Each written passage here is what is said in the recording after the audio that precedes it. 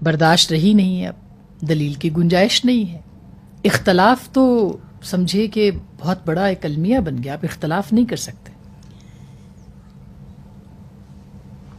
ذرا سی گہری باتیں ہم سمجھتے ہیں کہ جو تبدیلی آتی ہے وہ سطح پر آتی ہے. سطح پہ تو بہت کم سامنے آتی ہے. جو اس نے اصل حشر مچانا ہے وہ میرے اور آپ کے باطن میں مچ چکا ہوتا ہے. پہلی چیز اگر یہ تبدیلی آئی کہ آپ کے اندر کی میزان خیر اور شر کی جو پروردگار نے ہم سے وعدہ کیا ہے کہ ہمارے اندر رکھی ہے، اگر ہم اس میزان کو نظر انداز کر دیں گے تو وحشت کے سوا کوئی تبدیلی نہیں آئے گی. بے شک.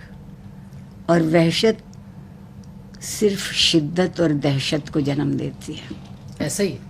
وحشت سے کبھی محبت نہیں پیدا ہوئی، وحشت سے کبھی صبر نہیں آیا.